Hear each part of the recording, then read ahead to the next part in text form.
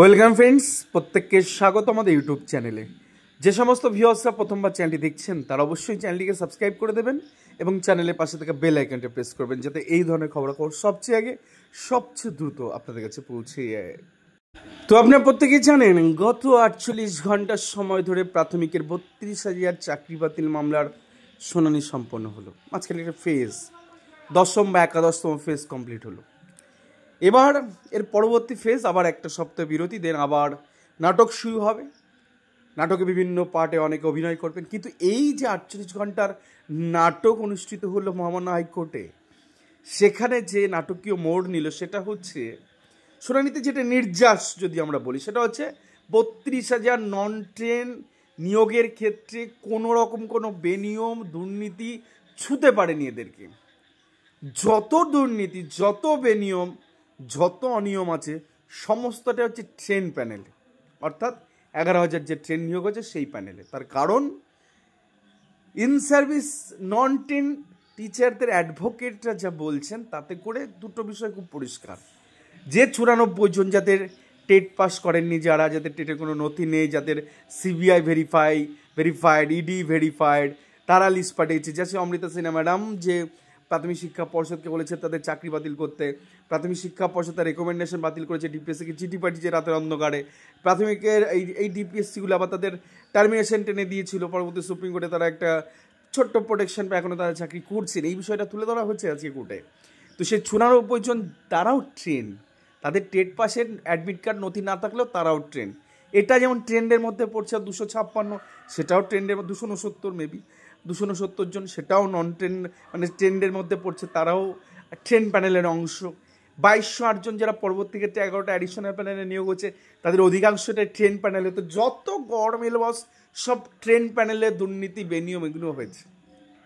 এটা নন train in service টিচারদের অ্যাডভোকেটদের submission করা তথ্য, অর্থাৎ নন ট্রেন প্যানেল ধোয়া তুলসী পাতা, ট্রেন প্যানেলে যত গাফিলতি হচ্ছে, এবং বাস্তবেই তাই। এবং সেই রিক্রুটমেন্ট 2024-25-এও হয়েছে। চাচি গাঙ্গুলি অর্ডার করে ট্রেনদের নিয়োগ দিয়ে দিয়েছি, পশ্চিমবঙ্গ থেকে তুলে তুলে নিয়ে এসে 2016 সালে রিক্রুটমেন্টে বসে নিয়োগ দিয়ে দিয়েছি। কারণ কালিদাসের গল্প তো আপনাদের মনে আছে বস, যা ক্ষতি হবে কিন্তু এন্টায়ার সেই ক্ষতিটাই হয়ে যাবে। সে ডাল আপনি যেখান থেকেই কাটুন না কেন, আমি রিপিট করছি না। তো গোটা গাছের ক্ষতি হবে, কালিদাসের ক্ষতি হবে। আর এখনকার কালিদাস কার আমি বুঝতে পারছি না, তবে টোটাল এন্টায়ার প্রসেসটার উপর কোপ পড়ে গেল আজকের পরে, এবং আগামী দিনে ভয়ঙ্কর অবস্থা তৈরি। কারণ এনলার্জ হয়ে গেল, যে জায়গাটা ছোট ছিল, সংকীর্ণ ছিল, যেটা নিয়ে আলোচনা হবার কথাই ছিল না, সেই জায়গাটা আজকে খুঁচিয়ে তুলে ইন সার্ভিসদের অ্যাডভোকেটরা 94, 269, 2208 এগুলোকে এনে দিয়ে টোটাল ট্রেন প্যানেলকে ধরে ফেললো। এবার যদি যায় তো পুরোটাই যাবে। এনলার্জ হয়ে গেল জায়গাটা, স্কোপ বড় হয়ে গেল। যদি অ্যাপিলের ক্ষেত্রে খুব একটা লিমিটেশন থাকে ছোট জায়গা থেকে, সেখান থেকে এটা বড় হয়ে গেল। এইটা যেমন একটা ফ্যাক্ট যে নন ট্রেন্ডের প্যানেলকে নিজেদের কাছে নিয়ে আসলো, ভালোবেসে টেনে নিল কাছে। এবার তো অনেক কিছু সামনে আসবে, অপেক্ষা করুন। ধীরে ধীরে আস্তে আস্তে সাপ্লাই আপনাদের দিতে থাকবো কোন কোন ব্যাপারে এবার ট্রেনটা ভাসতে চলেছে। দেন পরবর্তী ক্ষেত্রে চলে আসি, একটা গ্রাউন্ড আজকে উঠে এসছে যে সেম গ্রাউন্ডে মামলা করায় নাকি প্রিয়াঙ্কা নস্করদের মামলা খারিজ হয়ে যাবে। এমন একটা ঘটনা, এমন একটা রটনা আজকে মহামান্য হাইকোর্টে তোলা হয়েছে এবং মিসগাইড করা হয়েছে কোর্টকে, একদম ফ্রেশ ভাষায় বলতে গেলে। সেটা নিয়েও আমরা হালকা পাতলা আলোচনা করবো আপনাদের। আর একটা জিনিস, যে রিজার্ভেশন বড় বালাই এই মামলার ক্ষেত্রে, কারণ রিজার্ভেশন পয়েন্টটা বিচারপতি তার মাথাতে ছিল না, তিনি এ বিষয় নিয়ে ততটা কিছু বলেননি। তিনি ভেবেছিলেন অ্যাপটিউড টেস্ট আর ইন্টারভিউ নিয়েই মামলা, সামান্য কিছু এদিক ওদিকের ব্যাপার ছিল। রিজার্ভেশন পয়েন্টটা তো অনেক দূর কি বাদ ছিল, কারণ বঞ্চিতরা তো বলাই শুরু করে। জাস্টিস গাঙ্গুলি একটা স্টেটমেন্ট লিখে গেছে না, ওখানে কোনো স্ট্যাটিস্টিক কোনো তথ্য ছিল না, সুপ্রিম কোর্টে কোনো এসএসসি অনলাইন কোনো সাইটেশন ছিল, কোনো জাজমেন্ট ছিল, কিছু ছিল না। নাথিং। ইন সার্ভিসটা বিভিন্ন ইউটিউব দেখে, আমাদের মতন চুনোপুটি চ্যানেলগুলো দেখে তারা এগুলোকে অ্যাডভোকেটদের কানে ভরে দিয়েছে। তারা এসে কোর্টের মধ্যে ইন সার্ভিস নিয়ে বলা শুরু হয়ে গেছে, এবং মানে ইন সার্ভিস রিজার্ভেশন নিয়ে বলা শুরু হয়ে গেছে। এখন এই রিজার্ভেশনটা নিয়ে তো অনেক কিছু বুমেরাং হবে। তার আগে একটা ছোট্ট পয়েন্ট মনে করিয়ে দিই। আজকে যে দুই তিন ভদ্রলোক বললেন, প্রথমে যিনি বলা শুরু করেন তিনি কিন্তু গতকালও একটা জিনিস বলেছে যে অ্যাপটিউড টেস্ট ট্রেন্ডের ক্ষেত্রে হয়নি। কি ফ্যাকচুয়াল আসবে সেটা আলাদা ব্যাপার, হলে কী হতো না হলে কী হতো, কম ছিল প্রার্থী চাকরি পেতে পরের কথা, বাট অ্যাপটিউড টেস্ট ট্রেনদের যদি নন ট্রেনের ক্ষেত্রে না হয়ে থাকে তাহলে ট্রেনদের ক্ষেত্রে হয়নি, নিয়ে আসো ওদেরকে কাছে কাছে কাছে নিয়ে পাশে বসাও, এবার একসাথে পথ চলি। যদি বাদ যায় তো ওদেরকে নিয়ে বাদ যাব, আর যদি বাঁচি ওদেরকে নিয়ে বাঁচবো। বুঝতে পারছেন কোন জায়গাটা ইঙ্গিত করছি? 32টা সাইজটা বেড়ে গিয়ে 42 সাইজ হয়ে যাচ্ছে, অর্থাৎ 32,000 সংখ্যাটা বেড়ে সাইজটা বড় হয়ে 42,000 হয়ে গেছে। ভাবুন এবার ব্যাপারটা কোন দিকে যাচ্ছে। এবার ছোট্ট ছোট্ট করে কয়েকটা পয়েন্ট একটু আপনাদের মাথায় ঢুকে দিয়ে এন্টার নির্যাস কিছুই নেই, আপনি চোখ বন্ধ করুন মশাই। 2016 সালে একবার চলে যান, গিয়ে ভাবুন সে সময় কী হয়েছিল। একদম ফার্স্ট বেঞ্চে যারা ছিল তারা চাকরি পেয়েছে, আর একদম ব্যাক বেঞ্চেরগুলো টাকা দিয়ে চাকরি পেয়েছে। সেটিং করেছিস তো, নাহলে তো চাকরি হবে না।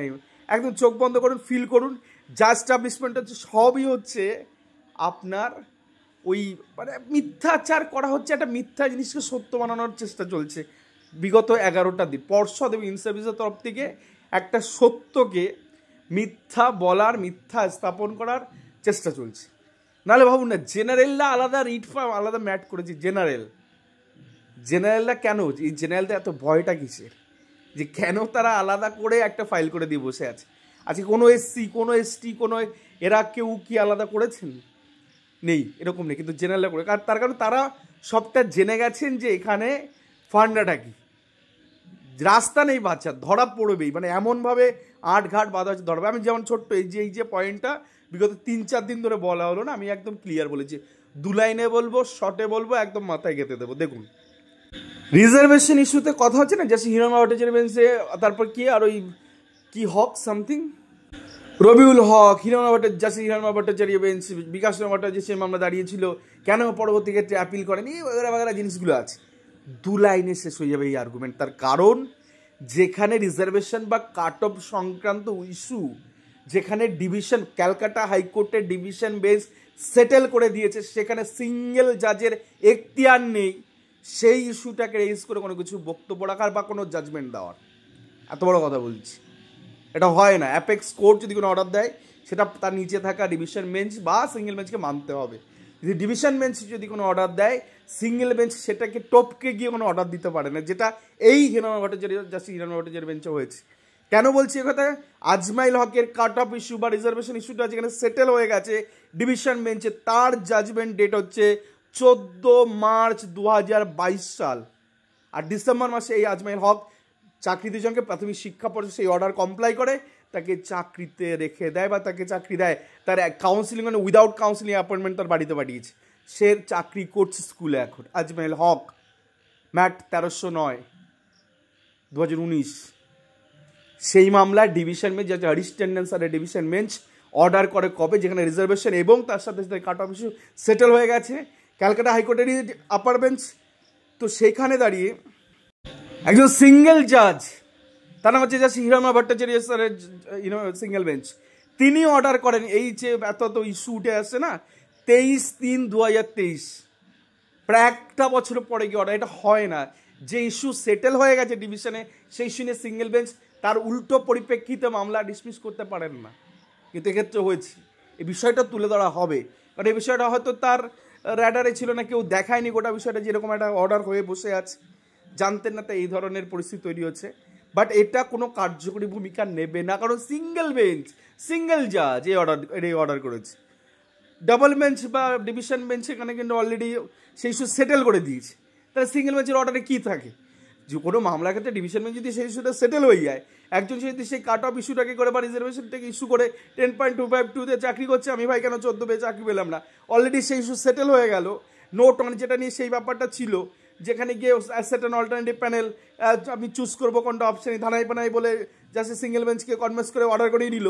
পরবর্তী ক্ষেত্রে ডিভিশনে সেই ধরনের কোনো মামলায় ওরা ওখানে টের পেল না, ডিভিশনে সেখানে সেটেল করে দিই, সেই ইস্যু সিঙ্গেল বেঞ্চ আবার কী শুনবে, তার আবার অর্ডারে কী মূল্য আছে? তো সেই ইস্যু তুলে ধরা হবে। মিটে গেল রিজার্ভেশনের ফান্ডা, মিটে গেল কাট অফ ইস্যুর ফান্ডা, আলাদা কোনো ইস্যু নেই। এই মানে এই যে অর্ডার, এই কোনো রিফ্লেক্ট করবে না, শুধু পুশ করা, যে আসছে সে ঠেলে ধরছে এই অর্ডার। কিছুই আছে সিঙ্গেল বেঞ্চের অর্ডার, আর ডিভিশন বেঞ্চে সেটেল হয়ে বসে আছে, কোনো কাজে আসবে না অর্ডার। গেল একটা ফান্ডে ক্লিয়ার করে দিলাম, একদম পুরো এতদিন ধরে যা বানিয়ে বলার চেষ্টা করছিল সেটাকে এখানেই শেষ করে দেওয়া হলো।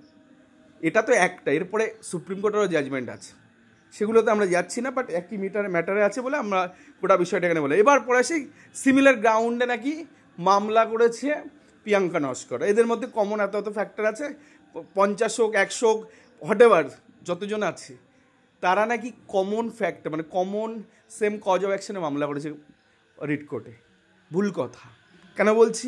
অমিত চক্রবর্তী, কুন্তল চক্রবর্তী, এরা কেউ SC ST OBCর মধ্যে পড়েন না, এরা জেনারেল ক্যান্ডিডেট, আনরিজার্ভ ওপেন ক্যাটাগরির লোকজনেরা। প্রিয়াঙ্কা নস্কর ম্যাটারে শুধুমাত্র SC ST OBC বিদের মামলা নয়, এটা জেনারেল। এবার ভাবুন না কন্ট্রারি কী করে হচ্ছে। তো জেনারেলরা গিয়ে বলবে যে ভাই রিজার্ভেশনটা মানা হয়নি, আমাকে বাদ দেওয়া হোক এখান থেকে, তা তো নিশ্চয়ই বলবে না। তাহলে কী করে সেম গ্রাউন্ড কী করে হয়? প্রিয়াঙ্কা নস্কর বলছে সেম গ্রাউন্ডে মামলা খারিজ করে দিছে। অমিত চক্রবর্তী জেনারেল প্রার্থী, সে বলবে যে রিজার্ভেশন ওখানে হয়েছিল, যে রিজার্ভেশনটা মানা হয়নি তাই আমাকে চাকরি অলরেডি জেনারেলে সব ভোগ করে নিয়ে বসে আছে, অতএব আমাকে আরও ভোগ করতে থাকেন, আমাকে চাকরি থেকে বাতিল করা হোক। এটা কি কোনো বলবে? বলবে না।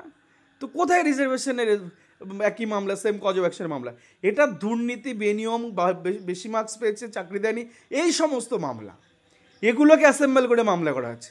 সেম যদি কোনো একটা পার্টিকুলার রিজনে মামলা না হয়েছে, এটা যদি অন্য কোনো রিজনে মামলা, তো কোর্টটা অ্যাকসেপ্ট করবে, এখানে না অ্যাকসেপ্ট না করার কিছু নেই। জেনারেল প্রার্থীরা ঢুকে আছে এই 139-এর মধ্যে, তাহলে কী করে সেম গ্রাউন্ডে মামলা হয়? SC ST OBCদের মামলা কি এটা? নিশ্চয়ই না। জেনারেলরাও আছে, তার জেনারেলরা ঢুকে তারা কী দাবি করবে, তাদের কি প্রেয়ারটা কী থাকবে? বলুন না, বোঝান না মশাই, সেম কজ অফ অ্যাকশন কী করে মামলা হয়? জেনারেলে কী করে রিজার্ভেশন মামলা করবে? জেনারেল প্রার্থীরা কী করে রিজার্ভেশন মামলা করবে এটা বোঝান। এখানে তো ডিস্ট্রিক্ট প্রেসিডেন্টের লেটার হেড আছে তৃণমূলের, তিনি বলছেন এই 3 জন প্রার্থী অমুক টেবিলে পাঠানো, এটা প্রিয়াঙ্কা নস্করদের রিটে আছে যে অমুক টেবিলে অমুক সময়ে যান, এদেরকে দেখে দেওয়া হবে, এবং আলটিমেটলি দেখা গেলো সেই 3 জন প্রার্থী সেই টেবিলে সেই পার্টিকুলার দিনে ইন্টারভিউ দিয়েছে, এবং সেক্ষেত্রে তারা চাকরিও পেয়েছে 9.5 এরকম একটা নাম্বার পেয়ে, কেউ তো 10 হয়তো পেয়েছেন, এরকম একটা ব্যাপার। তো এই যদি ব্যাপার হয়, এটা তো গ্রাউন্ড, দুর্নীতি একটা গ্রাউন্ড, যে আমি বেশি নাম্বার পেয়ে আমি চাকরি পাইনি একটা গ্রাউন্ড, প্যানেল প্রকাশন নিয়ে একটি গ্রাউন্ড, একে তাকে চাকরি দেওয়া হচ্ছে পয়সার মিনিটে গ্রাউন্ড। হ্যাঁ, এর সাথে জুড়ে দিচ্ছি রিজার্ভেশনের সেই ফান্ডা। আর যে অর্ডারটা দিয়েছে সেই অর্ডারে অলরেডি ডিভিশন বেঞ্চের অর্ডারটাকে না দেখে সিঙ্গেল বেঞ্চ অর্ডার করে দিচ্ছে। তার কতটা লংজিবিলিটি আছে এখানে? সেই অর্ডারটা কত স্থায়িত্ব কতটা থাকবে না। তো এই সমস্ত মানে যা বলছে এক নাগারে মানে অ্যাকচুয়ালি এনাদের যে ব্যাপারটা যা বোঝা গেল, মানে একই প্রোডাক্ট বিভিন্ন মোড়কে দিয়ে জজ সাহেবকে দেওয়া হচ্ছে যে শুনুন স্যার, এটা শুনুন, এটা গুরুত্বপূর্ণ, কিছুই নেই, নাথিং। এদের আর্গুমেন্টের জায়গা নেই কিছু, শুধুমাত্র একই জিনিস ঘুরিয়ে ফিরিয়ে এটা ওটা সেটা দিয়ে চেষ্টা করে যাচ্ছে, কিন্তু আদতে বিফল হবে। তার কারণ হচ্ছে সমস্ত এভিডেন্স, সমস্ত ল বঞ্চিতদের পক্ষে আছে, তাদেরকে এত সহজে এখান থেকে সরানো যাবে না। 8টা বছর ডিপ্রাইভ করে বসিয়ে রেখেছে। খালি চোখে প্যানেল যদি কাট অফটা যদি খালি চোখে এরকমভাবে দিয়ে দিত, আমরা এভাবে দেখিয়ে দিই যে SC ST OBC কত, তা না করে এক্সাম ডেট, প্যারাটিচার এই সমস্ত ধানায় পানে দিয়ে যাতে সাধারণ মানুষ বুঝতে না পারে। কিন্তু কিছু তো আছে এমন ট্যালেন্টেড কিছু ছেলে মেয়ে যারা ঠিক ধরে ঠিক দিয়েছে, এবং যেটা চারিদিকে ঘুরছে ব্যাপারটা। হ্যাঁ, জেনারেলে 11 কাট অফ, আর জেনারেলে 10 কাট অফ গেছে, আর এদিকে 20 গেছে OBC কাট অফ। এটা হয় কোনো দিন? ডবল নাম্বার পেয়ে বাদ থাকবে চাকরির থেকে 8 বছর। হ্যাঁ, কিসেকার মশাই রিজার্ভেশন ধরবে না? সব ধরবে। তো যাই হোক, রিজার্ভেশন বড় বালাই, বাট এক্ষেত্রে কাজে লেগে যাবে। অনেক কিছু আছে, বঞ্চিতরা নিশ্চিন্তে শুনবেন, এসব আজে বাজে বক্তব্য শুনবেন না। যা বলছে ভোগাস, ওই বললাম একই প্রোডাক্ট বারবার এরকমভাবে একটু এর ফ্লেভার একটু সেই ফ্লেভার দিয়ে খাওয়াচ্ছে, বরফ একটু এই ফ্লেভার একটু সেই ফ্লেভার একটু ওই ফ্লেভার দিয়ে নাও চোষো, ব্যাপারটা এরকম। তো আদতে এদের কোনো কিছু নেই, ওই পয়সা নিয়েছে, ওই চিৎকার চেঁচামেচি করতে হবে, দাঁড়িয়েছে। এখন তাদের পক্ষে না বললে কি হয়, বলতে হচ্ছে, বলাবাজি করতে হচ্ছে, নাহলে আমি কি করে হবে? ফ্যাক্ট কিছু নেই, কোনো ল পয়েন্টে সে কোনো গ্রাউন্ড নেই। 90টা সাইটেশন করেছে, আমরা 200টা সাইটেশন করে দেবো, মিটে যাবে ঝামেলা। এখান থেকে একটাই বাঁচার রাস্তা, সেটা হচ্ছে ভাই পিটিশনারদের সবাইকে দিয়ে দাও, মিটে যাক ঝামেলা। সেটা যদি না করে এই সমস্ত জিনিসগুলো আমরা জিতবো, এন্টার সবাইকে আমি কালিমালিপ্ত থেকে বাঁচিয়ে রাখবো, ও ধোপে টিকবে না। কারণ রিজার্ভেশন অমান্য হয়েছে, বহু রকম এই রুলস এটাকে মান্যতা না দিয়ে এইগুলোকে করা হয়েছে, রুলসটাকে মানা হয়নি, লেট ডাউন করা হয়েছে, এবং তার পাশাপাশি প্যানেল তৈরি হয়নি। যেটা টানিয়েছে সেটা ওয়ান টাইপ অফ কিছু লিস্ট, বোগাস লিস্ট, সেটাকে প্যানেল বলা যায় না। আর অ্যাকর্ডিং প্যানেল পাবলিকেশন বা অ্যাকর্ডিং রুলস মোতাবেক প্যানেল পাবলিশই হয়নি, আর তার এক্সপায়ারি তো ভুলেই যান। যে জিনিসের জন্মই হয়নি তার মৃত্যু কোথায়। তো এই ছিল আজকে গুরুত্বপূর্ণ আপডেট। আশা করি গোটা বিষয়টা আপনাদের বোঝাতে পারলাম বঞ্চিতদের অ্যাঙ্গেল থেকে। বাকি ইনসার্ভিসে তো ভাট বকছে, সেটা তো শুনতে পাচ্ছেন। ধন্যবাদ। এই ছিল সেই গুরুত্বপূর্ণ ভিডিও। ভালো লাগলে অবশ্যই চ্যানেলকে সাবস্ক্রাইব করবেন, লাইক শেয়ার কমেন্ট করে চ্যানেলকে সঙ্গে থাকবেন। ধন্যবাদ।